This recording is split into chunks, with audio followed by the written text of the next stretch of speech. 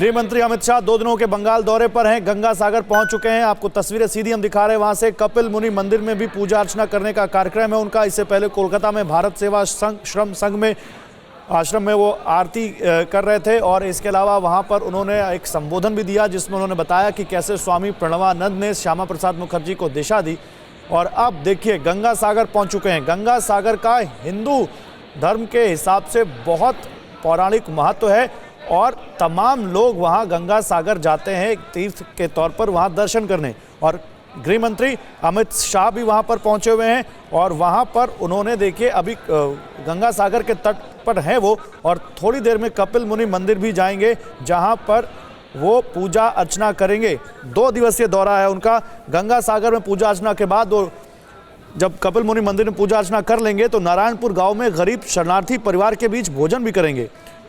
काक द्वीप में भाजपा की 5वीं परिवर्तन रैली है, उसको हरी झंडी भी दिखाएंगे। तो गृह मंत्री अमित शाह इस वक्त गंगा सागर से लाइव इस वक्त तस्वीरें हम आपको दिखा रहे हैं। गंगा के तट सागर के तट पर वो पहुंचे हुए हैं। दिलीप घोष बंगाल के अध्यक्ष बीजेपी के वो भी उनके साथ हैं और बीजेपी लगातार अलग अलग जगहों पर जाकर पूरे बंगाल में एक माहौल जो बनाने की कोशिश कर रही है, उसी के तहत गृह मंत्री अमित शाह वहां पर पहुंचे हुए हैं। श्रीनिवास हमारे संवाददाता यही से जुड़े हुए हैं, उनके पास सीधे चलते हैं। श्रीनिवास, गंगा सागर पहुंच चुके हैं गृह मंत्री।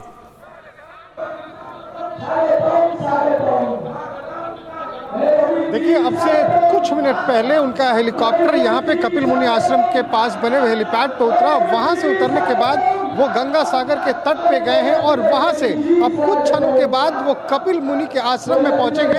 हम आपको दिखाते हैं, हम उसी जगह पे मौजूद हैं। ये देखिए हमारे पीछे ये कपिल मुनि का आश्रम है, यहीं पे वो पूजा अर्चना करेंगे। और मैं अपने कैमरा सहयोगी मनीष को बोलूँगा कि वो सामने दिखाएं। आप जो झंडे के पास वो झंडी जैसे चीज़ें देख रहे हैं, ये कपिल मुनि आश्रम के पुराने अवशेष हैं। ये पुराने अवशेष हैं जो यहाँ पे कपिल मुनि आश्रम था वो सागर में समाहित हो।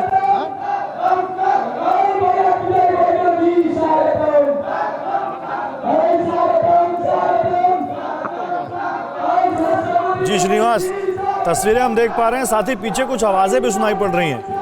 क्या ये गृह मंत्री के स्वागत के लिए वहां पर कुछ संबोधन हो रहा है? क्या चल रहा है, क्या कार्यक्रम चल रहा है? गौरव, देखिए यहाँ पे आसपास के तमाम कार्यकर्ता यहाँ मौजूद हैं और लगातार यहाँ पे जय श्री राम और अमित शाह जी स्वागतम के नारे लगाए जा रहे हैं। और अब देखिए ये पहली तस्वीर आ रही है जो स्कॉट की गाड़ी है, वो देखिए ठीक हमारे सामने अमित शाह के स्कॉट की गाड़ी यहाँ पहुँच चुकी है। इसका मतलब कि अब कुछ क्षणों के अंदर ही अमित शाह यहाँ पे पहुँचने वाले हैं। स्कॉट की जो पुलिस की गाड़ी होती है वो आगे आ गई है और इसके साथ साथ यहाँ पे लगातार नारों की आवाज़ तेज होती जा रही है।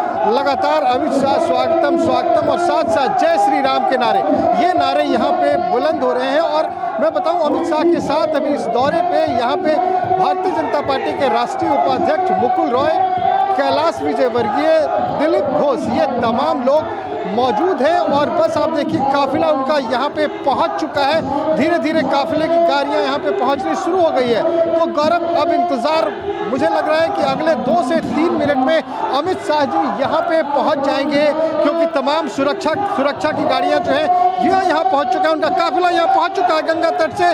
और ये देखिए कपिल मुनि के आश्रम पे अमित शाह पहुँच चुके हैं अपने उस कामना के लिए जिसके बारे में कहा जाता है कि यहाँ से लोगों को उद्धार का आशीर्वाद मिलता है। जैसे कि महाराज सागर के 60,000 पुत्रों का यहाँ गंगा ने उद्धार किया था, तो क्या अमित शाह यहाँ बंगाल में भारतीय जनता पार्टी के राजनीतिक उद्धार की कामना करेंगे? और ये देखिए लाइव तस्वीरें, अमित शाह यहाँ कपिल मुनि के आश्रम में पहुँच चुके हैं। तकरीबन 10 मिनट का वक्त ये यहाँ पे गुजारेंगे और यहाँ पे पूजा अर्चना करेंगे।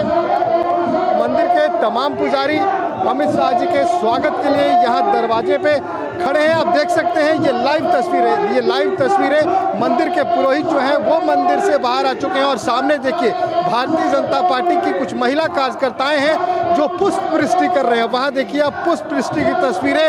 अमित शाह पहुँच चुके हैं यहाँ पे स्थानीय कार्यकर्ताओं से मिलते हुए।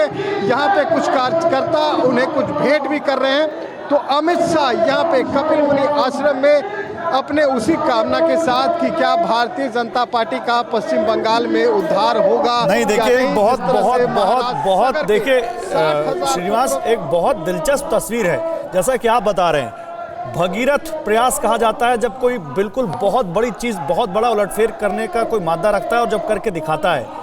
भगीरथ ने गंगा को धरती पर उनको लाकर राजा सागर के 60,000 पुत्रों को मुक्ति दिलाई थी। गंगा सागर जो कि गंगोत्री से होते हुए गंगा पश्चिम बंगाल तक पहुंचा था और कपिल मुनि के आश्रम में राजा सागर के पुत्रों को जो भस्म कर दिया था कपिल मुनि ने, उनको वहां मुक्ति मिली थी, उनका उद्धार हुआ था। तो क्या ये माने कि गृह मंत्री अमित शाह भी एक भगीरथ प्रयास में जुटे हुए हैं और वो भगीरथ प्रयास इन चुनावों में दिखेगा, कामयाब होगा या नहीं? गौरव देखिए, आपने बिल्कुल बहुत ही सही शब्द का इस्तेमाल किया है। सिर्फ अमित शाह ही नहीं, पूरी भारतीय जनता पार्टी यहाँ भगीरथ प्रयास में लगे हुए हैं। और देखिए, अमित शाह मंदिर में प्रवेश कर चुके हैं। हालांकि जिस तरह का मेहनत भारतीय जनता पार्टी की तरफ से पिछले 6-7 सालों से बीच लगातार किया जा रहा है, उसका परिणाम साफ दिखाई दे रहा है। 2019 में 2 सीट वाली भारतीय जनता पार्टी 18 सीटों के साथ संसद में पहुंचती है। और फिलहाल जो अभी तस्वीर है, जो पश्चिम बंगाल की लड़ाई दिखाई दे रही है, इस लड़ाई में अब सामना सीधे तौर पे तृणमूल कांग्रेस और बीजेपी में ही है। तो कह सकते हैं कहीं ना कहीं भारतीय जनता पार्टी के राजनीतिक चाणक्य माने जाने वाले अमित शाह जी का भगीरथ प्रयास बंगाल में फिलहाल तो सफल होता हुआ नजर आ रहा है। और हाल के दिनों में हमने देखा कि तृणमूल कांग्रेस के कई बड़े नाम, चाहे वो शुभेंदु अधिकारी हो, दिनेश त्रिवेदी हो, ऐसे तमाम नाम, ऐसे तमाम नाम जो हैं वो भारतीय जनता पार्टी का पाला बदलकर, और माफ करेंगे टीएमसी का पाला बदलकर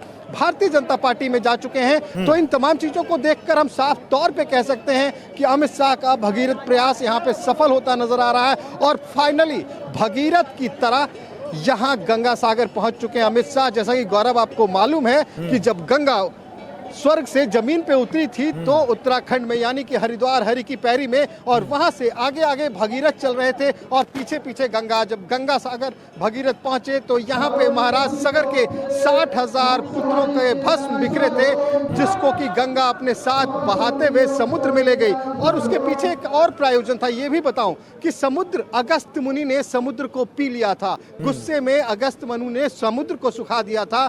और जब गंगा समुद्र में यहाँ प्रवाहित हुई तो फिर से एक बार ये तमाम समुद्र जो अभी बंगाल की खाड़ी है वो जलमग्न हो गया था। तो अपने भगीरथ प्रयास के साथ आखिरकार पूरे भारत में अपने विजय रथ को, तो गंगा सागर के महत्व की हम बात कर रहे हैं, तो कोई एक आध्यात्मिक प्रवृत्ति का अगर कोई मेहमान हमारे साथ जुड़ा हो तो मुझे लगता है उसके पास तुरंत जाना चाहिए, क्योंकि उससे अच्छा कोई बता नहीं सकता गंगा सागर के पौराणिक महत्व के बारे में। आचार्य विक्रमादित्य हमें ज्वाइन कर रहे हैं।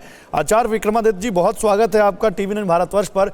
देखिए, गृह मंत्री अमित शाह पश्चिम बंगाल दौरे पर हैं तो उसका अपना उसके राजनीतिक मायने हैं, लेकिन जिस तरह से वो गंगा सागर पहुंचे, कपिल मुनि के आश्रम पहुंचे, हमारे दर्शकों को बताइए राजा सागर की वो कहानी, उनके पुत्रों की वो कहानी, उनके अश्वमेध यज्ञ की वो कहानी और कपिल मुनि से कहानी, जिसका बहुत पौराणिक महत्व है हिंदू धर्म के मुताबिक।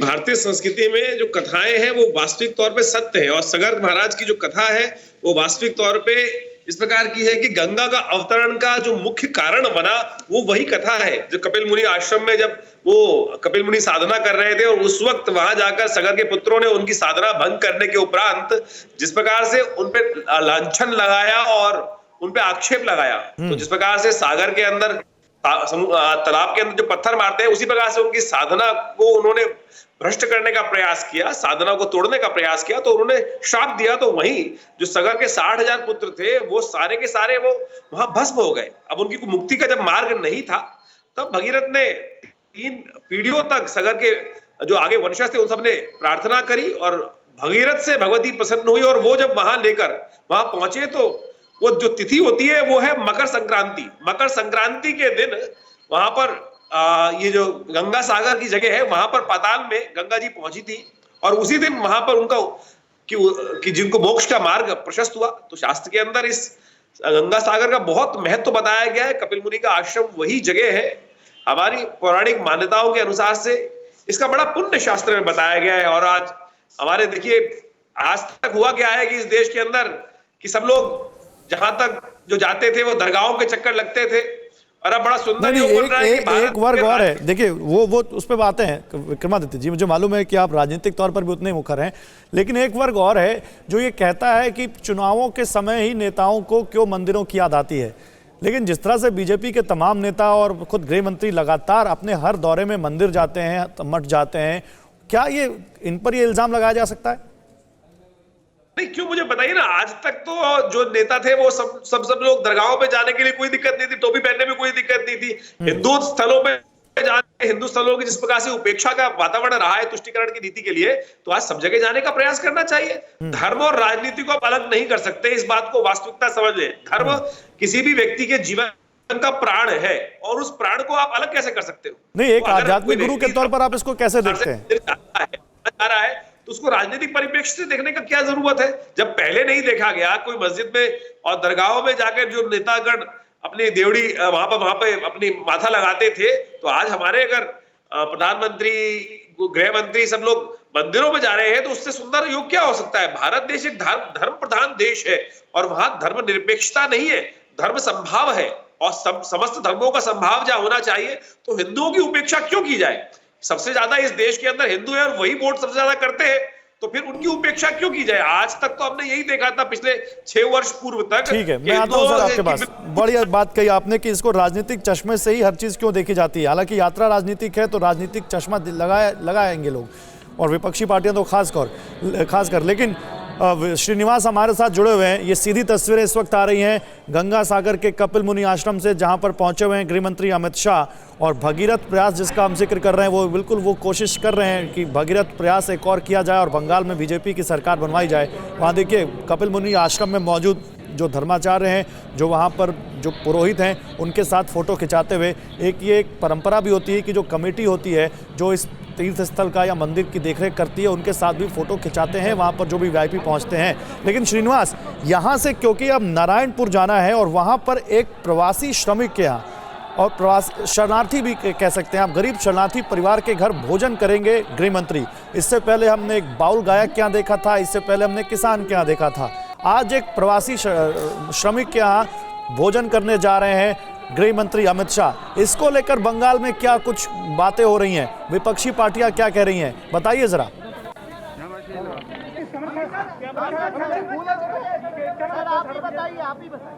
अच्छा, गृह मंत्री कुछ बोल रहे हैं, सुनते हैं। अमित जी, बोला जाता है गंगा सागर बार। आज मेरे लिए बड़ी सौभाग्य की बात है कि आज मैं गंगा सागर तीर्थ पर समुद्र दर्शन और जहाँ पर माँ गंगा समुद्र में विलीन होती है उस पवित्र जगह पर उपस्थित हूँ। यहाँ पर स्थित कपिल मुनि का ये मंदिर सदियों से आध्यात्म और प्रकृति के संरक्षण का प्रतीक बना हुआ है, और इसीलिए कहते हैं कि हर तीर्थ बार गंगा सागर एक बार। इस प्रकार से इस तीर्थ का महिमा मंडन हमारे पूर्वजों ने किया है। हमारे पुराणों के अनुसार महाराज भगीरथ अपने 60,000 पूर्वजों के मोक्ष के लिए माँ गंगा को हिमालय की गोद से लेकर गंगा सागर तक आए थे, और आज पुण्य सलीला माँ गंगा हजारों लाखों साल के बाद भी पूरे भारतवर्ष के हम सभी लोगों को लिए जीवनदायिनी है, मोक्षदायिनी है। प्रधानमंत्री नरेंद्र मोदी जी के नेतृत्व में गंगा सागर तक, गंगोत्री से गंगा सागर तक गंगा के शुद्धिकरण का नमामि गंगे कार्यक्रम चला है, मगर वो बंगाल आकर रुक जाता है। मुझे पूरा भरोसा है कि यहाँ पर भारतीय जनता पार्टी की सरकार बनेगी तो बंगाल से गंगा सागर तक भी नमामि गंगे पूरा होगा। माँ गंगा को शुद्ध करने का, प्रदूषण मुक्त करने का, और उसे सभी बच्चों को स्नेह और वात्सल्य के साथ माँ गंगा नहला सके, इस प्रकार के निर्मल जल के आस्वाद ले सके, ऐसी गंगा की निर्मित करने का सौभाग्य भारतीय जनता पार्टी के कार्यकर्ताओं को मिलेगा। अयोध्या के साथ भैया मुझे तो बोलने दो। और आज जब एक तीर्थ स्थान पर आया हूं, यहाँ की स्थिति देखकर मुझे भी बड़ा दुख होता है, जैसे लाखों श्रद्धालुओं को दुख होता है। हम ये सुनिश्चित करेंगे हमारी सरकार बनने के बाद कि यहाँ पर केंद्र सरकार की जितनी भी टूरिज्म की योजनाएं हैं उसको सफलता से हम लागू करेंगे, और उत्तरायण का मेला जो यहाँ लगता है उसको अंतर्राष्ट्रीय टूरिस्ट सर्किट में स्थान देकर इसको बहुत बड़ा टूरिस्ट स्पॉट बनाकर इस जगह के महात्म्य को दुनिया भर में हम प्रसिद्ध करें। मैं फिर से एक बार इस स्थान पर आकर अपने आप को बहुत धन्य महसूस करता हूं, और पवित्र तीर्थ स्थान करोड़ों देशवासियों की श्रद्धा का केंद्र है। उसका पुनर्निर्माण, पुनरोद्धार बंगाल भारतीय जनता पार्टी की सरकार से हो, ऐसी ईश्वर से प्रार्थना कर मेरी बात समाप्त।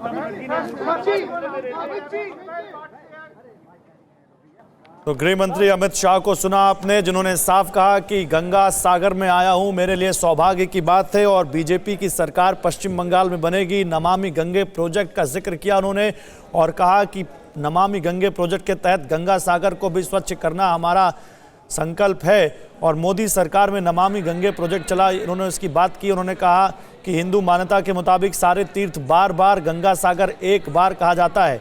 नमामि गंगे प्रोजेक्ट बंगाल में आकर रुक गया। उन्होंने सीधे ममता सरकार पर हमला बोला। उन्होंने कहा हमारी सरकार बनी तो हम गंगा सागर को साफ करेंगे, नमामि गंगे प्रोजेक्ट को पूरा करेंगे और गंगा सागर के लिए योजनाएं लागू करेंगे। ये इस वक्त की बड़ी खबर है जो कि हम आपको बता रहे हैं। गृह मंत्री अमित शाह वहां पहुंचे हुए हैं। श्रीनिवास हमारे साथ हैं। श्रीनिवास, देखिए, जिस भगीरथ प्रयास की हम बात कर रहे थे, साफ बोल दिया यहां पर गृह मंत्री ने कि गंगा सागर प्रोजेक्ट, गंगा सागर आकर जो उन्होंने नमामि गंगे प्रोजेक्ट का जिक्र किया, यानी ममता सरकार यहां पर केंद्र की योजनाओं को सही तरीके से लागू नहीं कर रही है, और हम आएंगे तो हम यहां पर विकास करेंगे। देखिए गौरव, अभी साफ अमित शाह जी ने यहाँ पे ये कहा कि नमामि गंगे का जो कार्यक्रम चल रहा है उत्तराखंड से लेकर गंगा सागर तक, गंगा को साफ करने के लिए, तो ये जो गंगा सफाई चल रही है, ये सफाई कहीं ना कहीं बंगाल में आकर रुक जाती है। तो इशारों में उन्होंने राज्य सरकार के ऊपर हमला किया और ये कहा कि बंगाल सरकार ये नहीं चाहती कि गंगा साफ हो, लेकिन उन्होंने ये वादा किया कि अगर हमारी सरकार आती है तो बंगाल तक गंगा निर्मल होगी, यानी कि गंगोत्री से लेकर गंगा सागर तक उन्होंने गंगा को निर्मल करने का एक वादा किया है यहाँ बंगाल में। इसके साथ इतना ही नहीं, उन्होंने कहा कि गंगा सागर को इंटरनेशनल टूरिस्ट सर्किट में शामिल किया जाएगा। तो ये कह सकते हैं कि एक हमला था ममता सरकार पे, और साफ अमित जी ने ये कहा कि कहीं ना कहीं ममता की जो सरकार है वो सीरियस नहीं है कि गंगा साफ हो, गंगा सागर का विकास हो, इस तरह की तमाम बातें उन्होंने कही। लेकिन अब देख सकते हैं आप, यहाँ से अमित शाह का काफिला यहाँ से निकल चुका है। तकरीबन 15 मिनट यहाँ रहने के बाद अब अमित शाह यहाँ से निकल चुके हैं गौरव।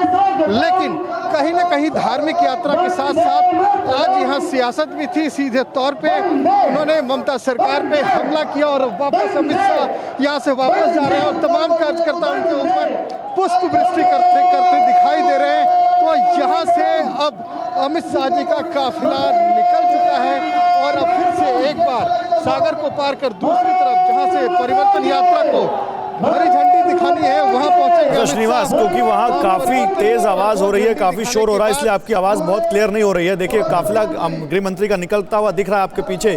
फिक्र आपकी, सोमवार से शुक्रवार रात 9 बजे सिर्फ TV9 भारतवर्ष पर।